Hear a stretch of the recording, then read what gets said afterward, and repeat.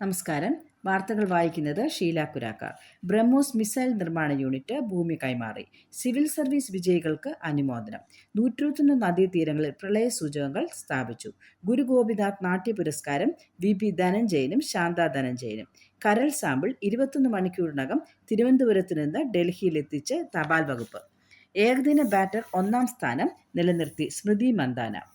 Indian ടീമിന് 131 കോടി രൂപ പാരിതോഷികം. വാർത്തകൾ വിശദമായി. ബ്രഹ്മോസ് മിസൈൽ നിർമ്മാണ യൂണിറ്റ് ഭൂമി കൈമാറി. ബ്രഹ്മോസ് എയ്റോസ്പേസ് പുതിയ മിസൈൽ നിർമ്മാണ യൂണിറ്റ് പദ്ധതി കള്ളിക്കാടിൽ ആരംഭിക്കുന്നതിൻ്റെ ഭാഗമായി നെട്ടുകാൽത്തേരി തുറന്ന ജയിലിൻ്റെ കൈവശമുണ്ടായിരുന്ന 150 ഏക്കർ ഭൂമി അനുവദിച്ച സർക്കാർ ഉത്തരവ് കളക്ടർ അനുകുമാരിക്ക് CK ഹരീന്ദ്രൻ MLA കൈമാറി. 1000 കോടിയുടെ നിക്ഷേപമാണ് ഇവിടെ വരുന്നതെന്ന് MLA പറഞ്ഞു. സിവിൽ സർവീസ് വിജയികൾക്ക് അനുമോദനം. കേരളത്തിൽ നിന്ന് സിവിൽ സർവീസ് പരീക്ഷയിൽ വിജയിച്ചവരെ Kerala state civil service academy അനുമോദിച്ചു. സമ്മേളനം മുഖ്യമന്ത്രി പിണറായി വിജയൻ ഉദ്ഘാടനം ചെയ്തു. മുഖ്യമന്ത്രിയുടെ മണ്ഡലമായ ധർമ്മടത്ത് പിണറായി എഡ്യൂക്കേഷൻ ഹബ്ബ് സ്ഥാപിക്കുമെന്നും അതിൻ്റെ ഭാഗമായി റെസിഡൻഷ്യൽ സിവിൽ സർവീസ് അക്കാദമി ആരംഭിക്കുമെന്നും അധ്യക്ഷത വഹിച്ച മന്ത്രി R. ബിന്ദു പറഞ്ഞു. ഈ വർഷം മുതൽ സംസ്ഥാന സിവിൽ സർവീസ് അക്കാദമിയിൽ 5 വിദ്യാർത്ഥികളെ സൗജന്യമായി പഠിപ്പിക്കും. Chief secretary A. ജയതിലക്, സംസ്ഥാന പോലീസ് മേധാവി റാവാഡ ചന്ദ്രശേഖർ, ഉന്നത വിദ്യാഭ്യാസ വകുപ്പ് principal secretary Sharmila Mary Joseph, centre for continuing education Kerala director Ishita Roy എന്നിവർ പ്രസംഗിച്ചു. 101 നദീതീരങ്ങളിൽ പ്രളയ സൂചകങ്ങൾ സ്ഥാപിച്ചു.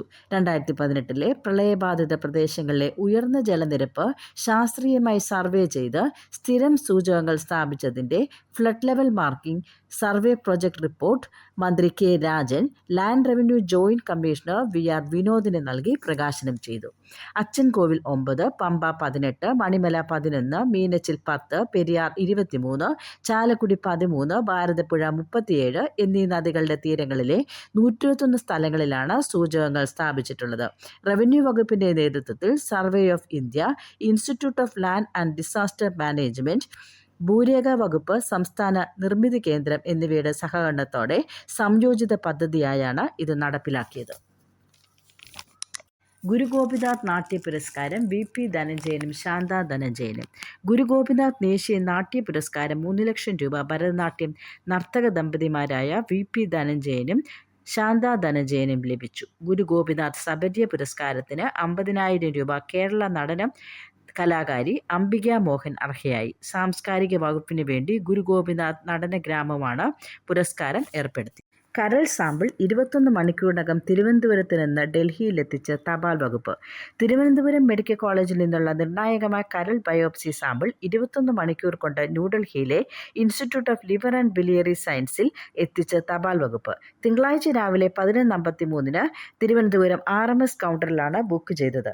രോഗനിർണയ പരിശോധനയ്ക്കുള്ള സാമ്പിൾ നിശ്ചിത സമയത്തിനുള്ളിൽ കേടുകൂടാതെ ലക്ഷ്യസ്ഥാനത്ത് എത്തിക്കേണ്ടതിന് പ്രാധാന്യം കണക്കിലെടുത്ത് വിമാനമാർഗം ഉടൻ അയക്കാൻ ക്രമീകരണം ചെയ്യുകയായിരുന്നു. അന്ന് തന്നെ എയർ ഇന്ത്യ വിമാനത്തിൽ പാർസൽ അയച്ചു. രാത്രി 10:48 ഡൽഹിയിൽ എത്തിയ വിമാനത്തിൽ നിന്ന് എയർമെയിൽ പ്രോസസ്സിംഗ് യൂണിറ്റിൽ പാർസൽ സ്വീകരിച്ച് രാത്രി തന്നെ തുടർ നടപടികൾ പൂർത്തിയാക്കി ന്യൂഡൽഹി നാഷണൽ സോർട്ടിംഗ് ഹബ്ബിലേക്ക് അയച്ചു. ഇന്നലെ പുലർച്ചെ 2:05 പാർസൽ അവിടെ എത്തി. തുടർന്ന് രാവിലെ 8:50 ന്യൂഡൽഹി വസന്തകുഞ്ചിലെ institute of liver and biliary സയൻസിൽ പാർസൽ വിജയകരമായി എത്തിച്ചു നൽകി. സാമ്പിൾ ആവശ്യമായ സമയപരിധിക്കുള്ളിൽ തന്നെ ആശുപത്രിയിൽ എത്തിയെന്ന് ഉറപ്പാക്കാൻ സാധിച്ചു. ഏകദിന ബാറ്റർ 1-ാം സ്ഥാനം നിലനിർത്തി സ്മൃതി മന്ദാന.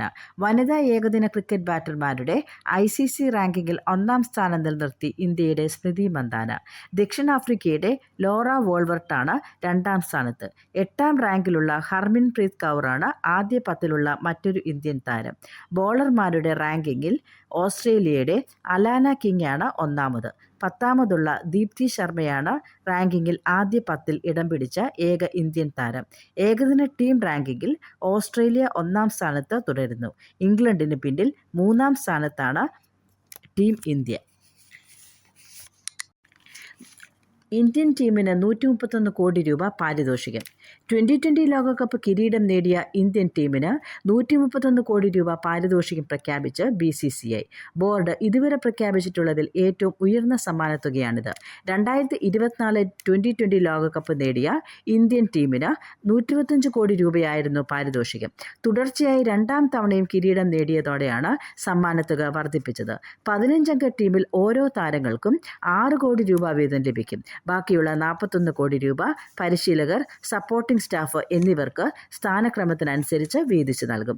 2020 ലോകകപ്പ് ജേതാക്കൾക്ക് രാജ്യാന്തര ക്രിക്കറ്റ് കൗൺസിൽ നൽകുന്ന $3 മില്യൺ സമ്മാനത്തുകയ്ക്ക് പുറമെയാണ് BCCIയുടെ പാരിതോഷികം. കഴിഞ്ഞ വർഷം വനിതാ ഏകദിന ലോകകപ്പ് നേടിയ ഹർമൻപ്രീത് കൗറിന്റെ നേതൃത്വത്തിലുള്ള ഇന്ത്യൻ ടീമിന് BCCI 5.1 കോടി രൂപ പാരിതോഷികം നൽകിയിരുന്നു.